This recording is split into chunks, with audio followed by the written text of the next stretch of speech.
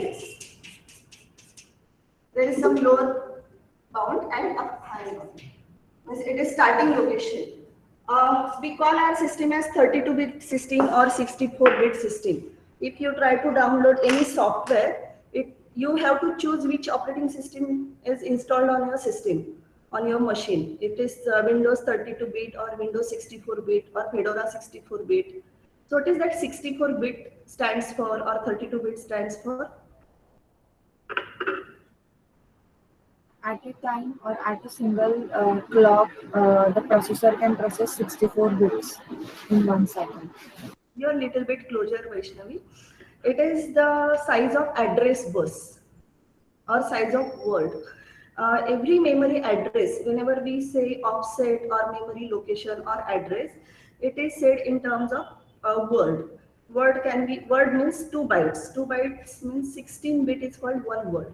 And address can be in 32 bits or 64 bits, one address location.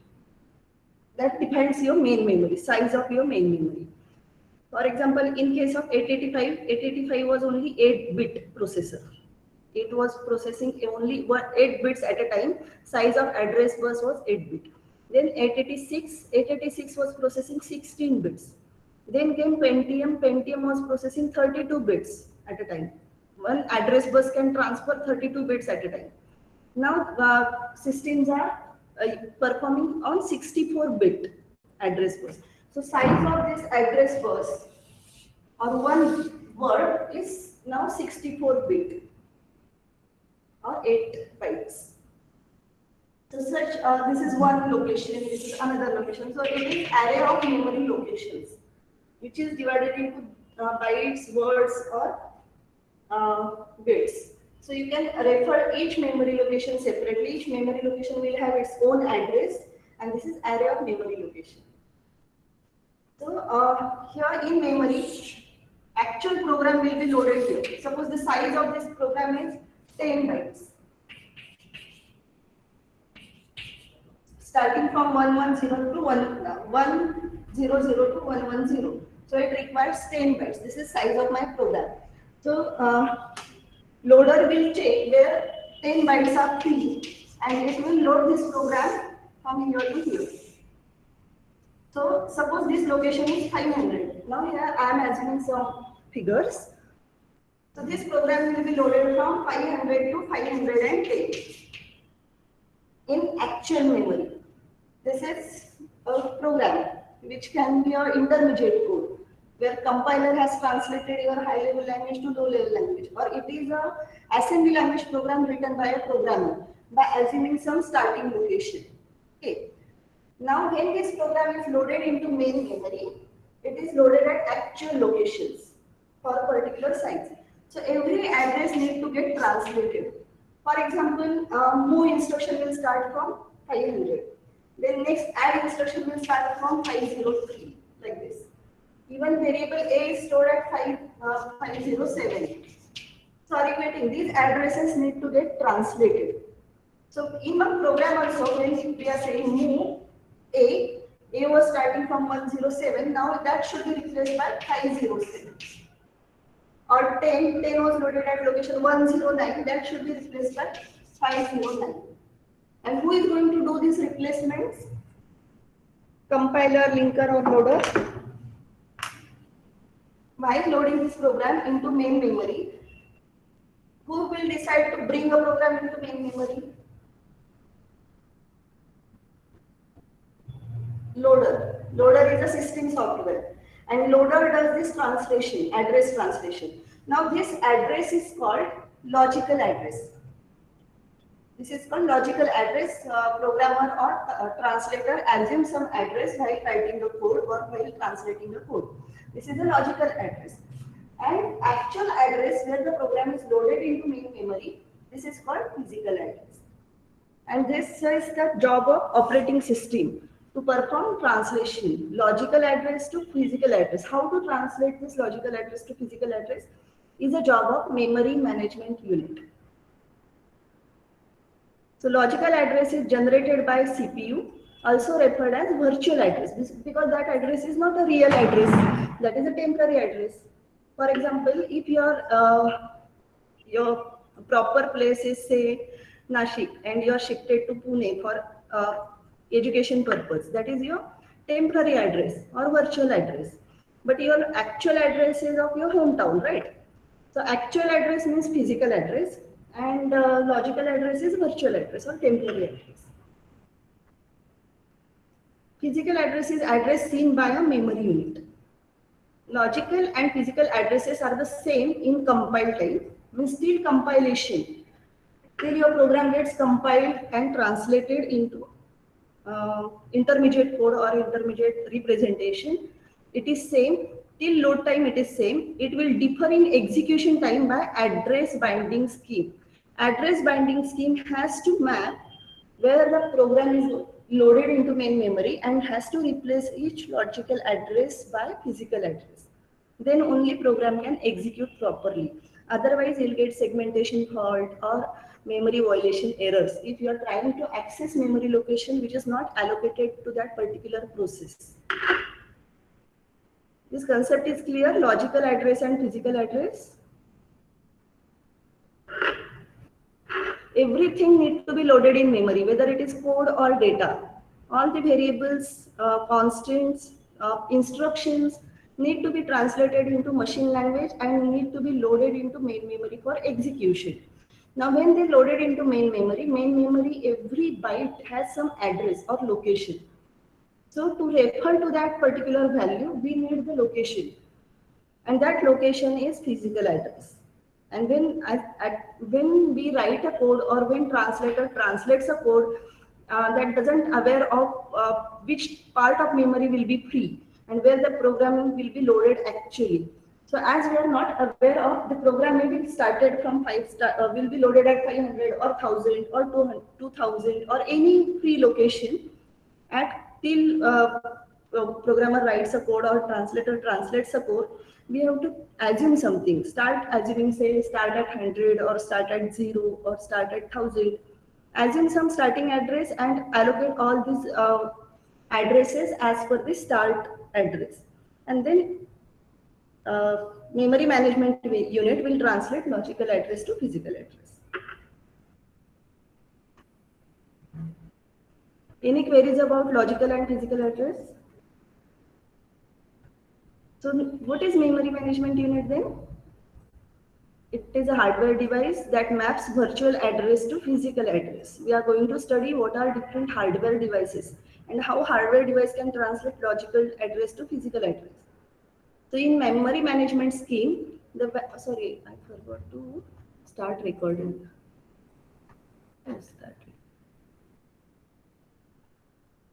So memory management scheme, the value in a relocation register is added to every address generated by a user process at the time it is sent to a memory.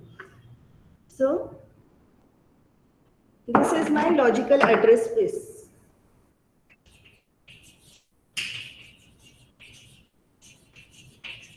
This is logical addresses and we want to translate this logical address to physical address.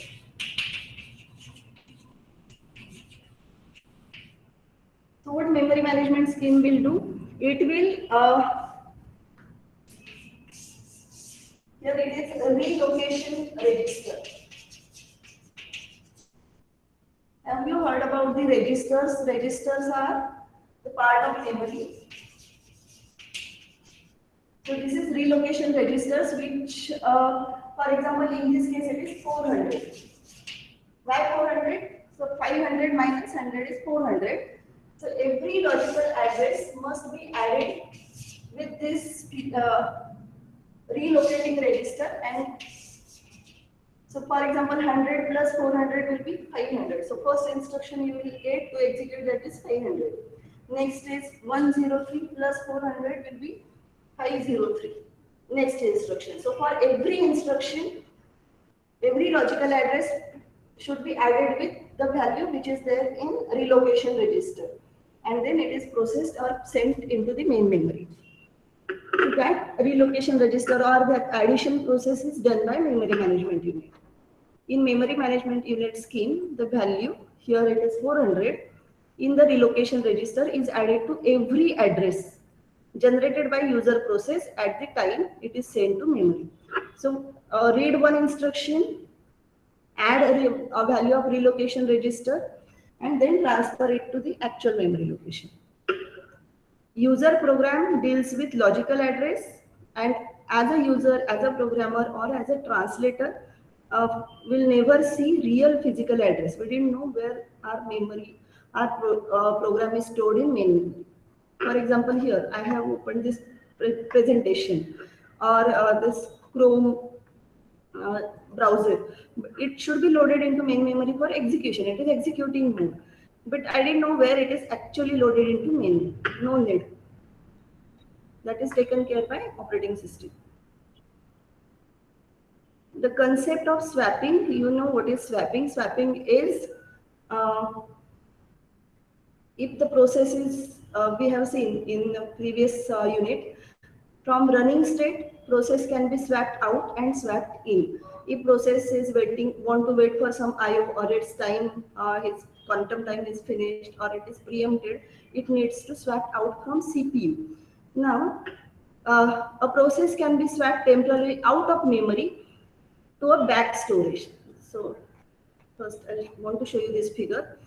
Back storage we are going to show like this, a cylindrical shape.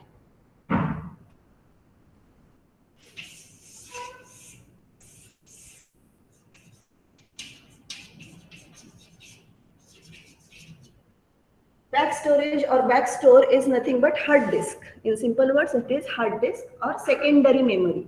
This is the secondary memory. And main memory or primary memory. This is our primary memory. Now, primary memory is limited, as you know, 4 GB, 8 GB. The size limitation is there in RAM or primary memory. And if multiple processes want to execute at the same time, there can be problem of adjusting or managing this memory.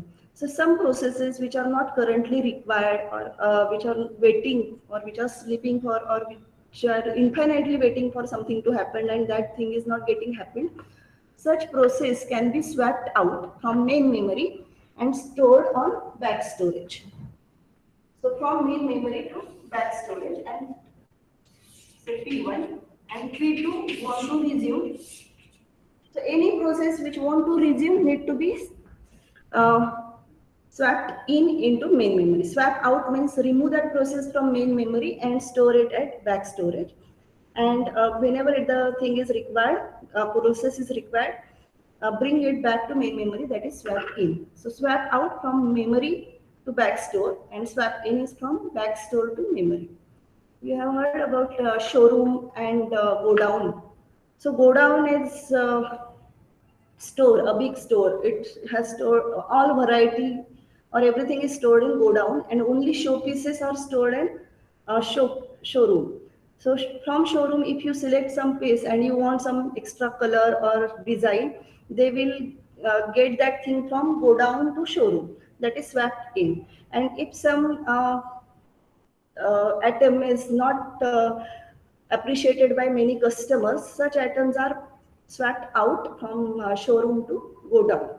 So that is just, for example, everything happened in main memory. Process can be executed from main memory. So to execute a process, it should be swapped into main memory. But the process, if it is idle, if it is sleeping, if it is waiting, in that case, it is wasting the space. So it should be stored back to back store. So this backing store or back storage, or it is also called secondary storage or hard disk. So this is your hard disk, which stores all passive programs which are not currently executing, and all active programs or processes need to be stored in main memory. So this is called swap in and swap out, and this process is called swapping. And you know, operating system is also executing mode. It is in running mode. So operating system should be the part of main memory. So operating system occupies some part of main memory, and remaining part is user space. All user programs need to be stored here. It should not access operating system space. So a process can be swapped temporarily out of memory to a backing store and then brought back into memory for continuing execution. We have seen this preemption, swap in, swap out in process management. And this is the role of memory management. So put that process from main memory to back storage or back store to main memory. And what is backstore? Backing store is fast disk large enough to accommodate copies of all memory images for all users. So size doesn't matter. It is fast, it is speedy, and it stores everything that is currently executing or that is currently preempted. Those copies or multiple copies can be stored on back storage. It should provide direct access to these memory images. That is the requirement. Swap in, swap out is also called roll in, roll out. In some books, these words are used, roll out, roll in. So this is a swapping variant used for priority-based scheduling algorithms. Which are priority-based scheduling algorithms we studied? Shortage of first, SRTF, or any priority scheduling algorithm. When high priority process arrived and the current executing process need to get preempted, in that case, low priority process is swapped out, so high priority process can be loaded and executed. So this is also called swap in, swap out, or roll in, roll out. So major part of swap time is transfer time. In previous unit, we used the keyword context switch. So this is called transfer time, moving a process from memory location, one memory location to another memory location. And total transfer time is directly proportional to amount of memory swapped. For example, to transfer 1 byte, you require 1 millisecond. Just assume something. For transferring 1 byte, you require 1 millisecond. And here the program size is 10 bytes. 10 bytes you want to transfer from one location, from main memory to back storage, and again from back storage to main memory. So 10 multiplied by 1 millisecond. So 10 milliseconds is the time required to transfer this process to back storage. So if the size of process is large, if it is say 50 bytes, so 50 plus into 1, that is 50 milliseconds will require. So the transfer time is directly proportional to size of process or amount of memory that you want to swap, either swap in or swap out. So modified version of swappings are found on many systems, even Unix or Windows are performing with swap in and swap out options. This figure we have seen. So when we want to load this program into main memory, here the example we have taken is only 10 bytes. So now in contiguous allocation, we require all 10 bytes in sequence or contiguously allocated. Then only the memory can be transferred. Suppose suppose this is 50 bytes and this remaining thing is say 30 bytes. And one of my process P2 needs 80 bytes. Size of P2 say 80 bytes and main memory I have 50 bytes in contiguation and 30 bytes after this process. So I have total 80 bytes, but they are not in continuous fashion. They is divided into different blocks of memory. Then this process is not loaded here, cannot be loaded here. I need to complete 80 bytes. Only if the size of process is 50, then we can load this process here. So main memory is usually divided into two partitions that we have seen here. Main memory is divided into two partitions. Resident operating system, which usually held low memory with interrupt vector. So this is low part of memory, say it will start from 0 onwards. This memory is growing like this. So this is operating system. So this is location 000. And user address space is starting from this location. So on lower memory, operating system is loaded, and from higher end, memory is allocated for user processes. User processes then held in high memory, operating system and user processes. In single partition allocation, where the complete partition for user space is available for a user, this is single partition, only one partition is there, and it is available for a user to load the processes.